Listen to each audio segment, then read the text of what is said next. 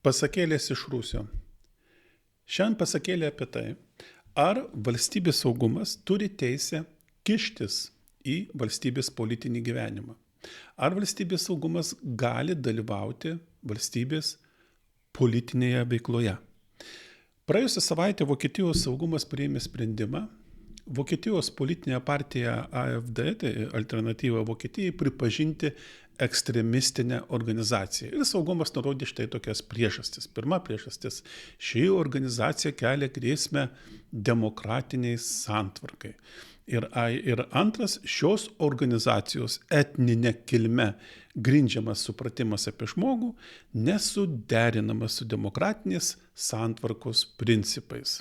Taip pasakė. Vokietijoje egzistuoja 3 statusai, kuriuos gali pripažinti bet kurią politinę ar visuomeninę organizaciją saugumas. Tai pirmas status. Jeigu saugumas gauna kažkokią informaciją apie organizaciją, jis pradeda jos tyrimą, kurio tikslas yra nustatyti, ar yra ekstremistinės organizacijos požymių šioje organizacijoje ir suteikia jai statusą patikrinimo arba tyrimo patikrinimo statusas. Organizacija atsiduria štai tokiame statuse. Visi žino apie tai, nes visiems apie tai yra pranešama ir pasakoma. Kada saugumas tyria ir atranda keletą požymių, kurie rodo, kad būktai šita organizacija užsiima ekstremistinė veikla, tuomet jisai pripažįsta tą organizaciją kaip įtariamą organizaciją, kuri užsiima ekstremistinė veikla. Įtariamoji organizacija.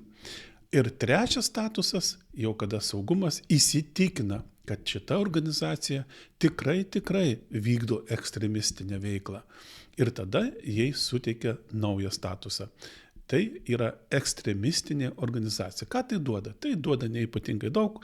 Partija gali dalyvauti rinkimuose, gali dalyvauti valdžioje, gali dalyvauti visuose kituose dalykuose, kiek aš žinau, nebent žinote, yra kažkokie tai kiti apribojimai, galite juos pasakyti, bet saugumas paskelbęs apie tai, kad šita partija yra ekstremistinė, įgauna teisę tyrti jos veiklą, naudoti jos atžvilgiu operatyvinės priemonės, klausytis telefonų, fiziškai sekti, žiūrėti jų kompiuterius, kontroliuoti, stebėti juos ir taip toliau ir panašiai. Taigi šiandien pagrindinis klausimas yra toksai, ar saugumas gali dalyvauti politinėje veikloje, tai yra valstybės saugumas. Mano atsakymas yra toks, ne. Saugumas neturi teisės dalyvauti politinėje veikloje. Iš viso tokios teisės jam suteikti negalima, jokiais būdais. Ir kodėl? Na, pirmas argumentas. Tai mes savo istorijoje matėm. Smetonos laikais Lietuvoje buvo saugumas, kuris dirbo Lietuvos valdžiai. Tuometiniai Smetonos režimui. Ir prie ko privedė, kada Lietuvos saugumas pradėjo kištis į politinį gyvenimą, kada sprendė, ką rinkti, ką galima rinkti, ko negalima rinkti, kas yra juodas, kas yra mėlynas, kas yra žalias ir filtravo ir taip toliau. Tai šitas pavyzdys Lietuvo, šita veikla saugumą privedė prie to, kad žmonės praktiškai tapo abejingi politikai, žmonės nepasitikėjo valdžia. Ir žmonės, kai kilo reali grėsmė, kai ta grėsmė atėjo prie kiekvienų durų, jie negynė jos, nepuolė jos ginti pačios valstybės. Taigi, kas įvyko? 1928 metais gruodžio 18 dieną buvo patvirtintos naujos politinių nusikaltėlių sekimo taisyklės. Politiniam sekimui iškelti 2 uždaviniai. Pirmas, kad valstybės valdžia būtų tiksliau informuojama apie politinę padėtį valstybėje, reikalinga, kad politinio sekimo organai žinotų ne tik nelegalių partijų veikimą, bet taipogi šiems organams turi būti gerai žinomas veikimas ir visų kitų partijų. Antra, vyriausybė stengiasi pirmon eilėn patenkinti gyventojų daugumos interesus. Šiam tikslu vyriausybė turi būti gerai informuota apie šios daugumos gyvenamąją būklę. Jos pageidavimus vyriausybė turi žinoti, kaip pergyvenami įvairūs politiniai momentai, pavyzdžiui, Seimo paleidimas, Konstitucijos paskelbimas, Vilniaus klausimas Tautų sąjungoje. Tiesiog gražu ir smagu skaityti, argumentai yra labai rimti, nes vyriausybė rūpinasi gyventojais, daugumos gyventojų interesais. Norėdama žinoti tuos interesus, vyriausybė nusprendė tuos gyventojus sekti tam, kad geriau juos pažintų. Kasgi gavosi iš tikrųjų? Saugumas aktyviai pradėjo dalyvauti valdžios rinkimuose. Jo pagrindinė funkcija buvo neleisti rinkimuose dalyvauti asmenims, kurie yra nelojalūs prezidento Smetonos režimui. Pareigūnai tikrindavo politinių partijų iškeltus kandidatus, aiškindavosi jų biografijos faktus, silpnybės, politinės pažiūras, nuotaikas, ryšius. Jeigu kandidatų patikimumas keldavo abejonių, tai jam uždrausdavo dalyvauti rinkimuose. Saugumas privalėjo garantuoti, kad į valdžios renkamas struktūras nepatektų režimui, ne kam kitoj, ne tautai, ne visuomenė, ne konstitucijai, režimui nelojalūs asmenys. Taigi, kaip matote, saugumas labai aktyviai dirbo ir aptarnavo režimą. Ne žmonės, ne tautą, ne jos interesus, bet režimo interesus ir juos gynė. Netgi buvo rašoma apie tai, kad tuo metu valstybės saugumas didesnį dėmesį skyrė režimo kritikams sekti ir jų veiklai apriboti arba užkardyti, o ne komunistų partijos veikėjams sekti Lietuvoje, kurie atstovavo bolševikus Rusijos ir kurie faktiškai organizavo perversmą Lietuvoje ir galų gale perėmė valdžią. Visas dėmesys buvo nukreiptas į kritikus režimo, o ne į komunistinės partijos atstovų veiklą Lietuvoje.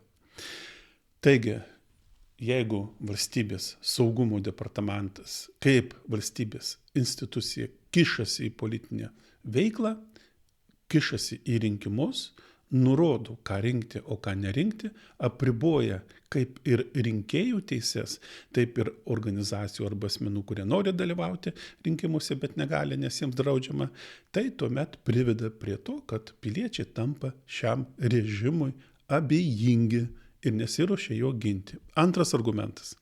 Bendro pobūdžio įstatymai veda prie piknaudžiavimo. Įsivaizduojate, net baisu pagalvoti apie tai, kaip gali piknaudžiauti arba kaip piknaudžiauja saugumo struktūros, jėgos struktūros, represinės struktūros. Galite pasižiūrėti į Baltarusiją, Rusiją, Šiaurės Korėją, Iraną ir Kiniją ir ten puikiai matysite, kaip yra piknaudžiavime. Bendro pobūdžio įstatymas. Jeigu saugumo struktūram leidžiate būtent dalyvauti politinėje veikloje ir jeigu jūsų valstybėje yra įstatymai bendro pobūdžio, aiškiai neapibrėžti, tada iš karto atsiranda galimybė piknaudžiauti. O kasgi nepiknaudžiaus, siekdamas didesnės įtakos, siekdamas daryti didesnę įtaką, siekdamas daugiau valdžios įgauti, to negalima atsisakyti. Tai yra žmogaus prigimties esmė. Taigi, pavyzdžiui, kas gali man pasakyti aiškiai, apibrėžti savoką, kas yra ekstremizmas ir kada veikla asmens arba organizacijos tampa ekstremistinė veikla. Jeigu mes tai paklausime Lukašenkos arba Putino, tai mes gautume vieną atsakymą. Tas, kuris yra prieš jų režimą. Tas, kuris pasisako, tas, kuris kritikuoja jų režimą, jų vykdomą vidaus užsienio politiką, tas yra būtent ekstremistas. Jeigu mes paklaustume JAV prezidento Donaldo Trumpo, jisai pasakytų tai, kad kraštutiniai leftistai yra ekstremistai, nes jie iškraipė visuomenės santykius ir nurodinėjo žmonėms, kaip jie turėtų elgtis vienoj ar kitoj situacijoje. Jie kišosi į žmonių gyvenimus, jie kišosi į politinę veiklą.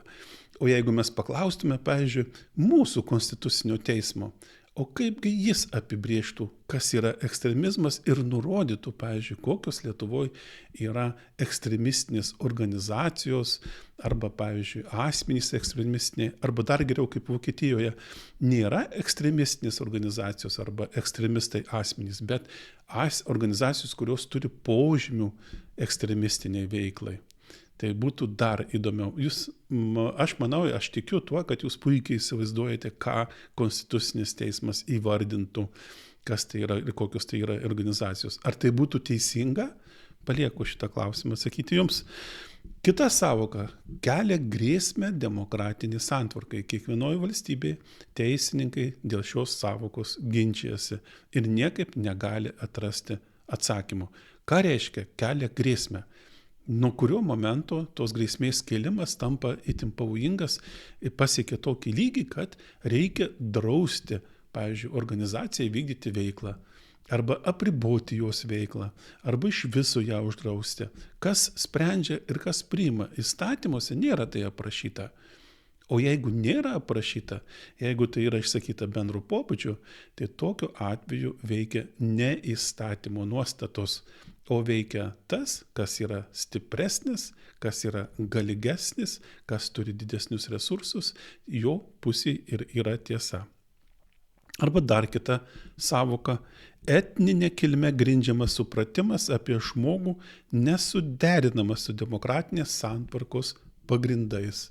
Tai tėdi saugumiečiai ir žiūri, ar ideologija, pavyzdžiui, alternatyva Vokietijai yra suderinama su demokratinės santvarkos pagrindais, ar nesuderinama su demokratinės santvarkos pagrindais. Tai pirmas dalykas, jie puikiai turi suvokti, kas yra demokratinės santvarkos pagrindai. Tai aš, kiek suprantu, demokratinės santvarkos pagrindai, tai yra žmonių, piliečių teisė balsuoti. Balsuoti už tas partijas, už tuos asmenis, tas organizacijos, kurios jiems yra artimiausios, kurios žada išspręsti jų problemas.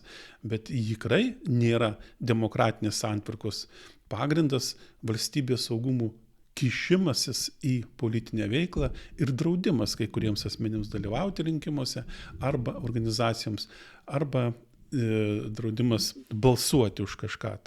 Taigi, bendro pobūdžio įstatymai, kada jie yra guminiai, kada tu juos gali traktuoti taip, kaip nori, veda prie piktnaudžiavimo.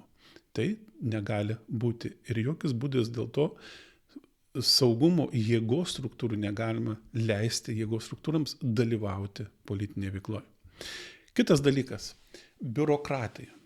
Biurokratai kovoja dėl valdžios. Ir šitas kova, dėl valdžios biurokratų iškraipo demokratiją. Praktiškai biurokratai perima valstybės valdymą ir stengiasi jį išlaikyti savo kontrolę. Ką aš turiu omeny? Biurokratai aš turiu omeny ne tik valdininkus valstybės įmonių darbuotojus, valstybės įstaigų darbuotojus, valstybės tarnautojus visus, bet ir turiu omeny visas viešas įstaigas, kurios yra susijęs su ministerijom, su valstybės aparatu, visos yra privačios įmonės, kurios gauna užsakymus iš šitų valstybės įvairių įstaigų, nes yra susiję ar giminystės, ar draugystės, ar materialinės, ar bendrais interesais. Ir taip pat laikau politinės partijas visas, kurios būtent ir gina ir saugo tą biurokratinį aparatą, kuris yra sukurtas. Taigi, pats biurokratinis aparatas dalyvauti negali rinkimuose, bet kištis į rinkimus jisai gali. Ir jeigu kyla kažkokia tai grėsmė būtent sukurtai sistemai biurokratiniai, tai be abejo iš karto į tą sistemą sureaguoja saugumo ir saugumas sako, kad tai yra ekstremistinė organizacija arba asmuo yra ekstremistas ir jokiais būdais jo negalime paleisti prie valdžios. Tokiu būdu jie iškovoja savo vietas po saulė. Tokiu būdu jie balsuoja, jie yra visi aktyvūs žmonės ir išlaiko valdžią savo rankose. Pavyzdžiui, kodėl laimėjo Trumpas, arba reformų partija, dabar Didžiojoje Britanijoje. Kodėl laimėjo? Todėl visi žinojo, kad Trumpas yra sunkiai prognozuojamas, sunkiai kontroliuojamas ir gali pridaryti visokių dalykų. Visi jo bijojo, bet ėjo pagrindė už jį ir balsavo. Kodėl? Todėl, kad visus užkniso perteklinė pozicija. Todėl, kad visus užkniso demokratų partijos perlenktos lazdos visose srityse. Ar tai būtų migracija, ar tai būtų homoseksualūs santykiai, ar tai būtų žalioji politika, visur buvo perlenkta. Žmonės sako, jiems yra problema, yra grėsmė, yra problemas, jas reikia spręsti. Demokratai šių problemų nesprendė, o jas gilino. Gilino iki tokių momentų, kada žmonės nusispjovė ir prabalsavo už visai kitą, už priešingą pusę. Praktiškai jie balsavo ne už, o balsavo prieš esamą poziciją. Tas procesas vyksta ir Europoje. Na ir dabar pastebėjimas ir galutinis pasakymas mano yra toks, kad valstybės aparatų, ypatingai jėgos struktūrų, valstybės saugumo departamentų, kurie turi ypatingus slaptus įrankius informacijai įrinkti, šantažuoti žmonės, daryti įtaką įvairioms organizacijoms, jokiais būdais negalima leisti kištis į politinį šalies gyvenimą. Tauta ir tik tauta turi žiūrėti, kokias politinės partijos arba organizacijos jiems siūlo ideologijas, programas, problemas, kaip jie mato, kaip tas problemas jie spręs ir tik tokiu būdu jie gali pasirinkti vienus ar kitus. Tačiau niekas jiems negali nurodyti, šitų nerinkit, draudžiam, uždrausim ir taip toliau. Jie turi pasirinkti patys. Taigi, ačiū už dėmesį.